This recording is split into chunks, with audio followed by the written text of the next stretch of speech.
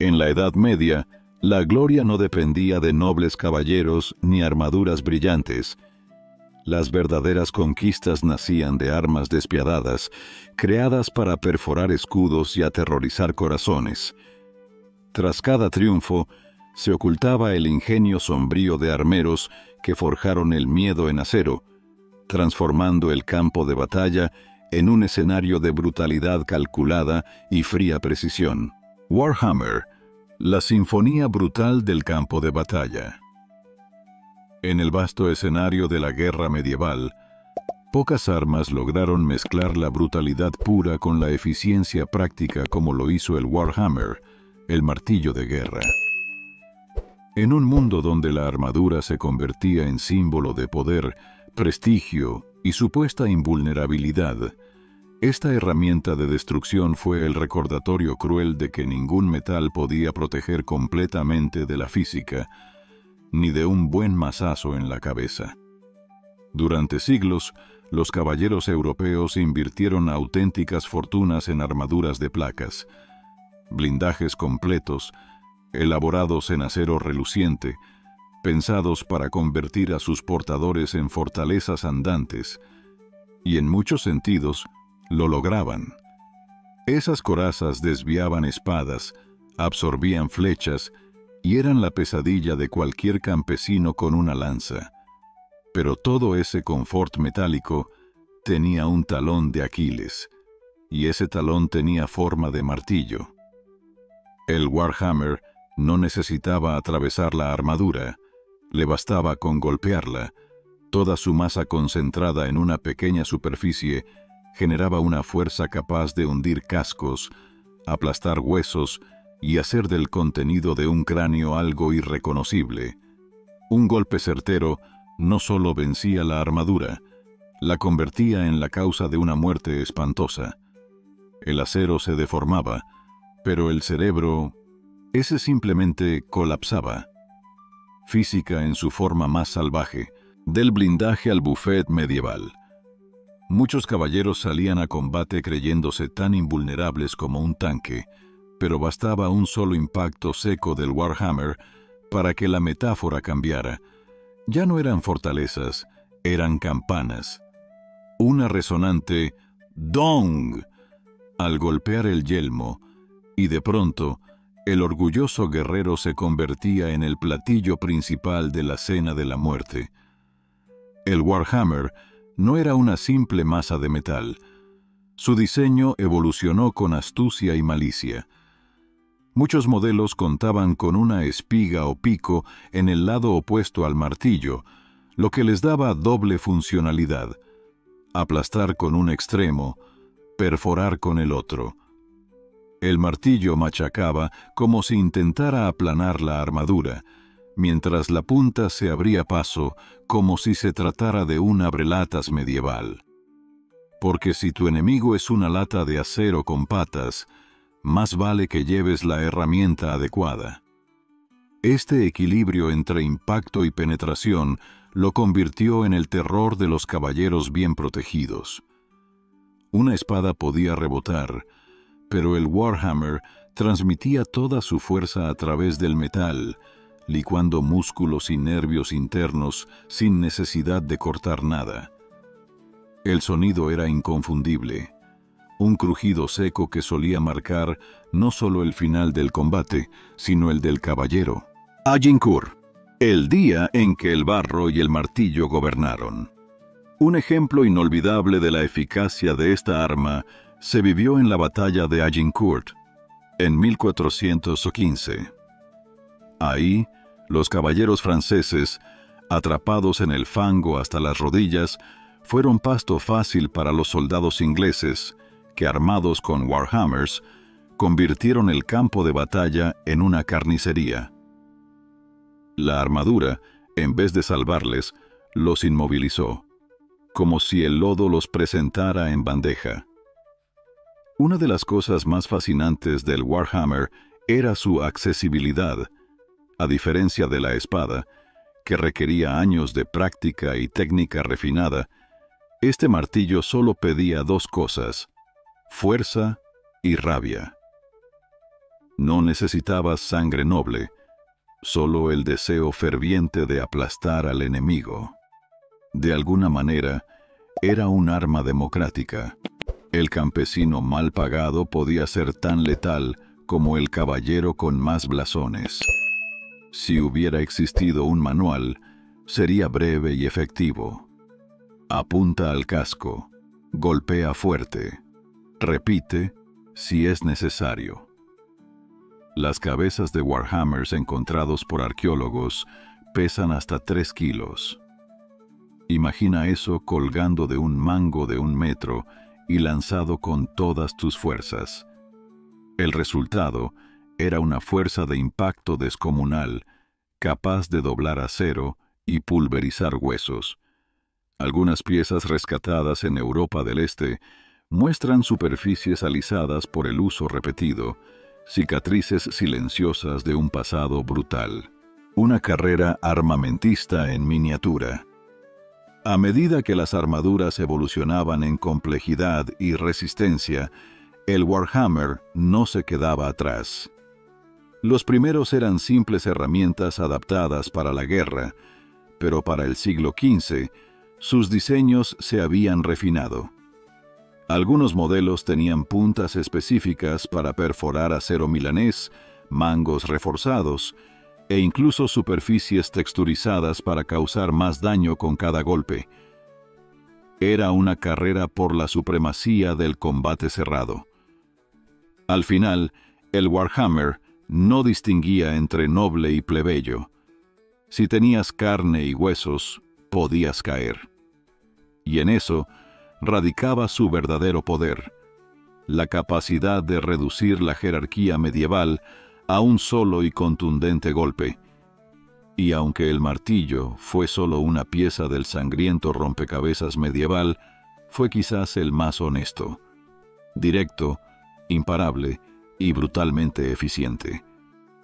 El flail, la sinfonía del caos encadenado. En el teatro brutal de la guerra medieval, algunas armas se diseñaron con lógica fría y eficiencia letal. Otras, sin embargo, parecen haber sido concebidas por alguien con un talento especial para el caos y un sentido del humor bastante retorcido. El flail, esa infame bola de metal con púas unida por una cadena a un mango, pertenece sin duda al segundo grupo. Es el tipo de arma que no solo quiere destruir a tu enemigo, sino también ponerte a ti en peligro mientras lo hace.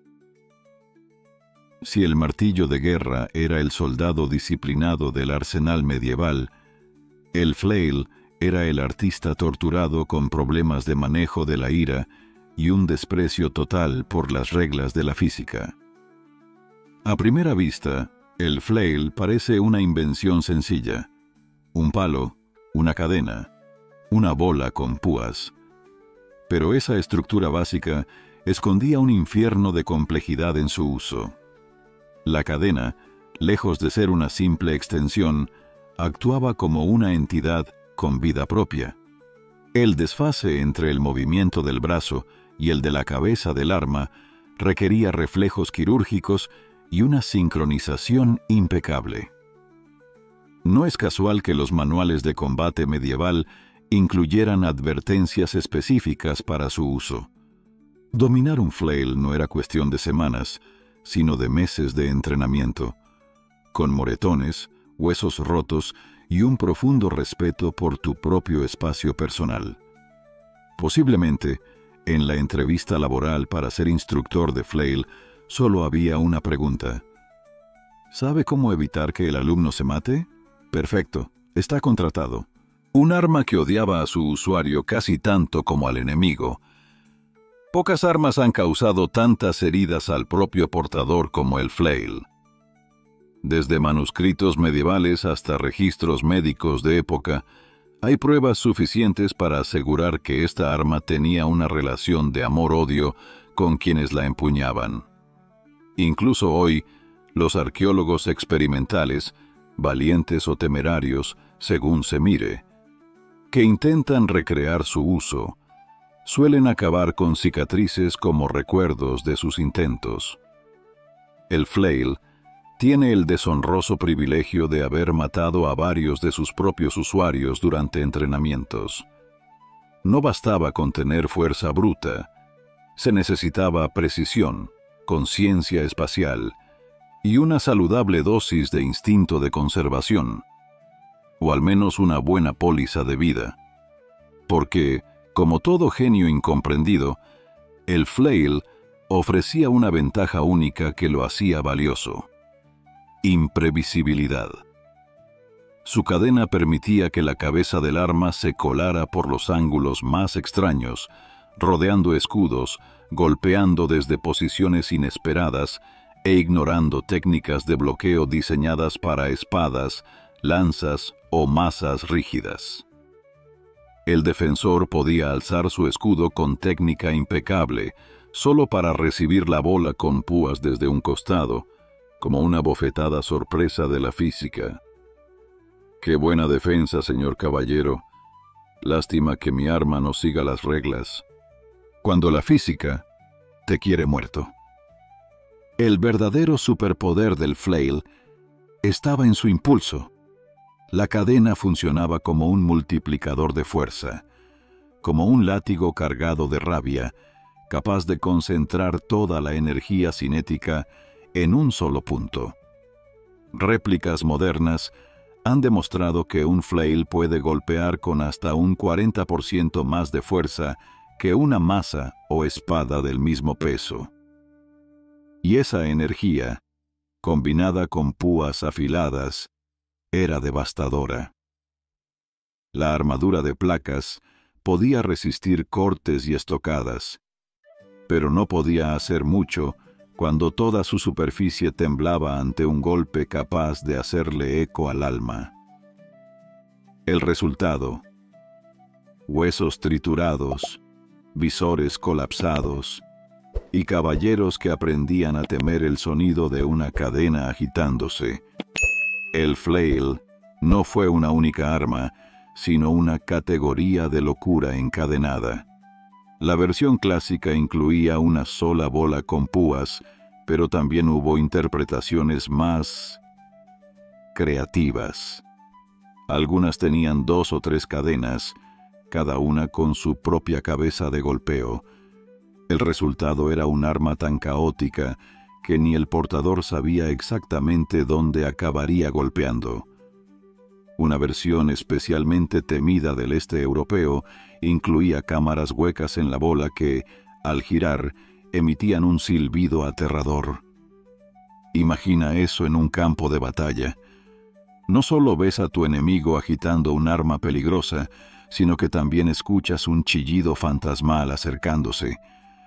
Terror psicológico con esteroides. El arma que necesitó su propio manual de defensa. El flail se volvió tan temido que obligó a desarrollar técnicas defensivas específicas. Escuelas de combate enseñaban a leer el movimiento de la cadena, anticipar la trayectoria de la bola y esquivar con una precisión quirúrgica, porque bloquearla directamente era casi imposible. Muchos guerreros preferían simplemente mantener su distancia. Otros, los más desafortunados, intentaban bloquear. Y descubrían que no se puede razonar con una bola de acero girando como un satélite homicida. Curiosamente, el flail tiene raíces humildes. Antes de ser un arma, era una herramienta agrícola usada para trillar grano. Campesinos la modificaron durante revueltas, transformando un símbolo de trabajo en un instrumento de rebelión. Esa transición de la cosecha a la lucha tenía un simbolismo poderoso. Un día, separas el grano de la paja. Al siguiente, separas la nobleza de sus cascos. Estas versiones improvisadas eran simples, pero en las manos adecuadas, igual de letales. No era raro ver a rebeldes mal equipados usando flails caseros para aplastar escudos, derribar caballos o sembrar el pánico entre tropas profesionales. Los husitas los maestros del caos. En el siglo XV, los husitas de Bohemia elevaron el uso del flail a un arte marcial.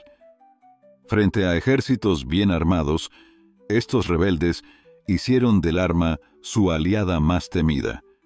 Sus enemigos no sabían si el golpe vendría por arriba, por un costado, o si ya venía girando en dirección a sus costillas.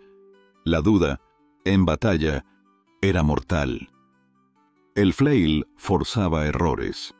Un instante de vacilación, un mal cálculo, y el resultado era una armadura perforada y una victoria para la locura encadenada.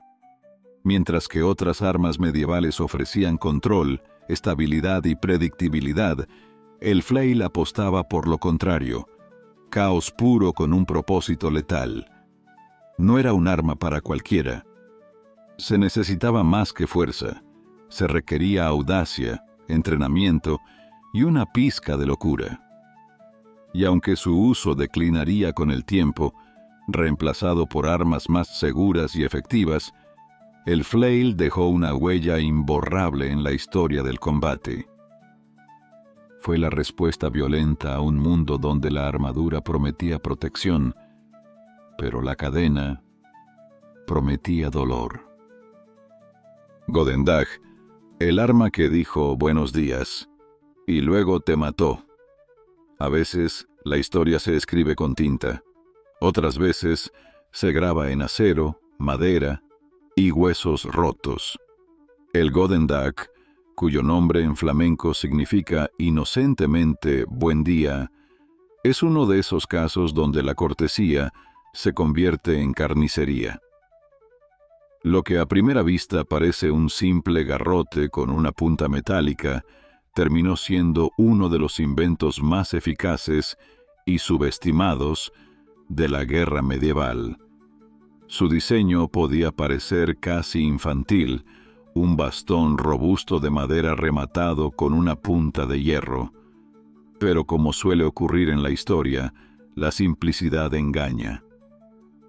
Detrás de esa apariencia tosca se escondía un golpe maestro de diseño militar, barato, fácil de usar, brutalmente efectivo, y con la capacidad de derribar caballería como si fueran piñatas sobrevaloradas. El Godendaj no necesitaba florituras para impresionar. Era un arma de doble propósito. Por un lado, su punta metálica servía para perforar armaduras o frenar cargas de caballería en seco. Por el otro, el peso de su cuerpo de madera era ideal para dar golpes aplastantes a enemigos ya caídos o desestabilizados. En manos entrenadas, podía ser tanto un muro defensivo como una trituradora de huesos. Para el combatiente a pie, sin caballo ni apellido noble, era una manera de mirar al caballero a los ojos y decir: «Hoy no te salvas por tu linaje». La batalla de las espuelas de oro.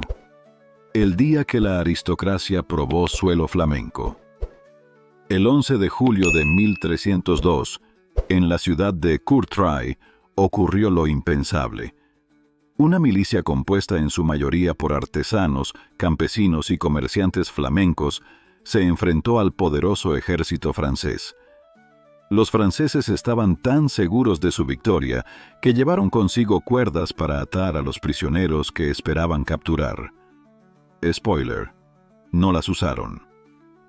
Los flamencos, armados mayoritariamente con Godendajs, organizaron una defensa férrea. Los caballeros franceses cargaron una y otra vez fueron derribados, empalados o machacados. El campo de batalla quedó cubierto por espuelas doradas, esas que identificaban a los nobles. Así nació el apodo: la batalla de las espuelas de oro. Ese día, el Godendaj no solo derribó jinetes, derrumbó también siglos de arrogancia aristocrática. El verdadero genio del Godendaj estaba en su uso contra la caballería pesada. La técnica era tan simple como efectiva. Los soldados plantaban la base del arma en el suelo y apuntaban la punta hacia arriba justo cuando el caballo se lanzaba al galope. ¿Resultado? Montura y jinete acababan empalados por su propio impulso. Una vez en el suelo, el noble caballero quedaba a merced de la segunda función del arma, el aplastamiento. Armadura o no, un golpe bien dirigido podía convertir un casco en una lata de conservas mal cerrada. Cuando la humildad vence al lujo. Uno de los aspectos más demoledores del Godendog era su eficiencia económica. Mientras un caballero debía invertir una fortuna en armamento, entrenamiento y montura, un Godendog costaba una fracción, literalmente, y aún así podía decidir el destino de una batalla. Esto no pasó desapercibido. Después de Courtrai, el mito del caballero invencible empezó a tambalearse. Los nobles ya no miraban con condescendencia a los combatientes de a pie. Ahora los miraban con respeto y un poco de miedo. No existía un único modelo de Godendog. Las versiones variaban según las necesidades. Algunos eran más largos para el combate frontal, otros más cortos para la lucha en formaciones densas. Las puntas también cambiaban. Algunas eran gruesas y piramidales para golpear, otras más delgadas y agudas para perforar. Esto demuestra que, aunque simple, el Godendog no era una ocurrencia rústica. Era una tecnología en evolución constante, ajustada por los mismos milicianos que la usaban. Hazlo tú mismo, el IKEA de las armas medievales. La belleza del Godendog también estaba en su accesibilidad. No necesitabas un armero especializado. Un herrero común podía forjar la punta. Un carpintero del pueblo preparaba el bastón. Resultado, en pocas semanas, un pueblo entero podía levantar una milicia equipada y peligrosa, y no hacía falta una academia militar. El entrenamiento era directo. Esta es la punta. Esta es la parte para golpear. Esto es lo que haces cuando un caballero carga hacia ti. Fin del manual. La sencillez del arma permitía entrenar decenas de combatientes en muy poco tiempo. La figura del caballero estaba revestida de rituales, honor y, sobre todo, jerarquía. El Godendog irrumpió en esa narrativa como un acto de irreverencia armada. No importaba tu apellido ni tu escudo de armas. Si venías cargando sobre tu corcel, y al otro lado había un campesino flamenco con un palo puntiagudo, tus chances eran más o menos las de un toro frente a un muro de lanzas. Una influencia que sobrevivió siglos. Aunque con el tiempo fue desplazado por armas más sofisticadas, como las alabardas o el pollaxe, el principio detrás del Godendog siguió vivo. Combinar lo punzante y lo contundente en un arma única y efectiva. Incluso después de la llegada de las armas de fuego, las milicias lo siguieron usando hasta bien entrado el siglo XVI. Porque lo que funciona, se queda. Cuando las balas reemplazaron las puntas de hierro y la pólvora desbancó al músculo, el Godendog fue quedando relegado a los arsenales del pasado. Pero su legado no se borró. Demostró que el ingenio, la organización y la voluntad podían derrotar a la élite mejor equipada. Que una herramienta simple, en las manos adecuadas, podía cambiar la historia, y que a veces un simple buen día no venía con intenciones amables. El Zweihander, exceso, poder y estilo sobre el campo de batalla. En el mundo de las armas medievales, pocas piezas evocan tanta fascinación y asombro como el imponente Zweihander. No era solo una espada, era una declaración de intenciones, una exageración en acero, un despliegue de brutalidad elegante que convertía a su portador en el centro de gravedad del campo de batalla. Mientras que otras armas resolvían conflictos con eficiencia, el Zweihander lo hacía con estilo y una buena dosis de intimidación. Su nombre, que en alemán significa simplemente dos manos, apenas insinúa la monstruosidad que representa. Estas espadas colosales medían entre 1,5 y 2 metros de largo, y algunos ejemplares llegaban incluso a los 2,10 metros. La hoja sola podía superar el 1,2 metros, y la empuñadura, diseñada para un agarre doble, ofrecía espacio de sobra. No era solo una herramienta de guerra, era casi un monumento en movimiento. Cuando tu espada sobrepasa en altura a la mayoría de tus enemigos, no solo estás listo para luchar, estás listo para dominar. Con un peso que rondaba entre los 3 y 6 kilogramos, el Zweihander no era precisamente una pluma. Aunque la mayoría de los modelos de combate pesaban cerca del límite inferior. El esfuerzo que requería blandirla era extenuante. Pruebas modernas han demostrado que incluso atletas entrenados apenas pueden mantener su eficacia durante unos minutos de uso continuo. En el campo de batalla, esto significaba que solo los combatientes más resistentes y disciplinados podían convertir este monstruo de acero en un arma verdaderamente letal. Landsknechte. Los maestros del acero sobredimensionado. El uso del Zweihander quedó en manos de los Landsknechte, mercenarios alemanes que surgieron a finales del siglo XV. Dentro de estas compañías militares, existía un grupo élite conocido como los Doppelsöldner, o hombres de doble paga, cuya labor incluía el manejo de estas espadas titánicas. Su salario duplicado y su prestigio reflejaban la dificultad de su misión: abrirse paso entre formaciones enemigas como si fueran maleza. Una de las tareas más espectaculares del Zweihander era desorganizar formaciones de piqueros enemigos.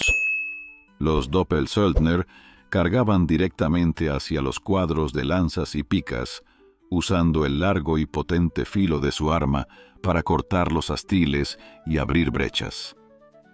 Esta táctica transformó lo que antes era una barrera impenetrable en una masa vulnerable, lista para ser explotada por las tropas aliadas. Imagina ver a alguien avanzar hacia ti con lo que parece un portón de forja en las manos. La moral también sufría cortes. Lejos de ser un trozo de metal sin refinar, el Zweihander evolucionó con el tiempo para adaptarse a las necesidades del combate real. Una de sus innovaciones fue el ricazo, una sección sin filo justo encima de la guarda, a menudo cubierta con cuero, que permitía al espadachín sujetar la hoja con una segunda mano para un mayor control. Esta empuñadura secundaria convertía al Zweihander en una palanca de destrucción controlada. Trampas integradas, ganchos y aletas. Otros modelos incluían ganchos de parada o aletas que sobresalían cerca de la base de la hoja. Estos no eran meramente ornamentales, servían para proteger las manos, detener ataques enemigos e incluso desarmar a los contrincantes. En efecto, el Zweihander era una navaja suiza de 2 metros que no cabría en ningún bolsillo, pero sí podía decidir el curso de una batalla. La sola presencia de estas espadas gigantes causaba pánico. Cronistas de la época relatan cómo formaciones enemigas dudaban, retrocedían o directamente rompían filas ante la aparición de soldados portando Zweihanders. Con la hoja reposando casualmente sobre el hombro y la silueta de un gigante de acero al frente, la mitad de la batalla podía ganarse sin siquiera cruzar espadas. Aunque el porte y la fuerza eran esenciales, dominar el Zweihander también requería técnica refinada. Los manuales de combate ilustraban posturas y movimientos diseñados para trabajar con el impulso del arma, no contra él. Fluidez, control del ritmo y transiciones constantes entre ataques eran claves para evitar quedar expuesto. Un verdadero espadachín se movía como si el arma formara parte de su cuerpo, no como una carga ajena. La batalla de Bicocca. La gran prueba.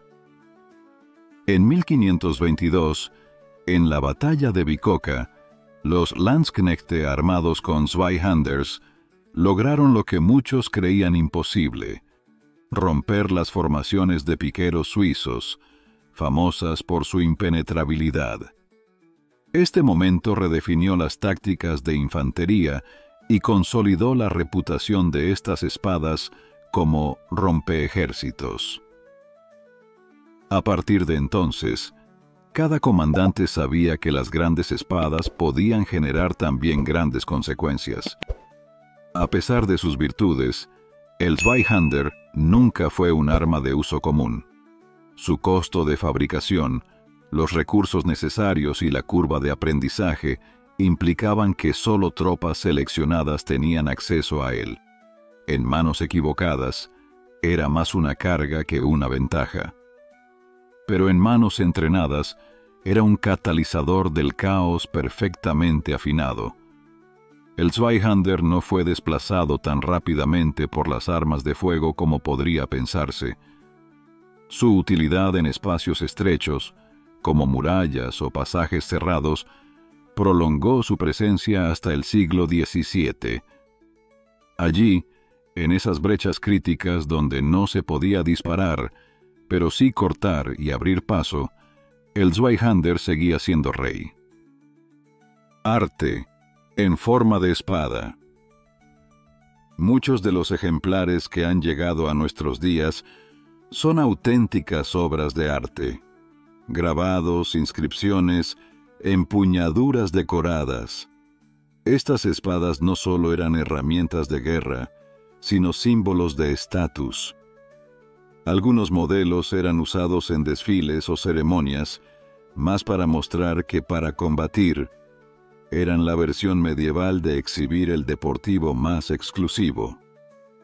Si el Zweihander representaba la fuerza bruta canalizada con elegancia, otras armas coexistentes ofrecían soluciones más quirúrgicas. No todo era matar. Capturar prisioneros también era rentable.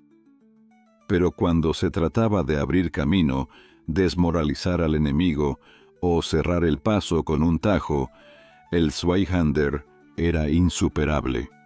En resumen, el Zweihander fue mucho más que una espada grande. Fue el epítome del exceso con propósito, la prueba de que en el campo de batalla medieval, a veces más grande sí era mejor. Conclusión. El arte de no matar. En un mundo obsesionado con la muerte, el cazador de hombres fue una anomalía fascinante, un arma de captura, no de exterminio. Una herramienta que transformó la guerra en negocio, la captura en inversión y el campo de batalla en una especie de mercado de futuros humanos. Porque a veces, lo más valioso no es la sangre que se derrama, sino la que se conserva. Si te ha gustado este video y eres un apasionado de la Edad Media, seguro este te encantará. No olvides darle like y suscribirte para no perderte ninguno más.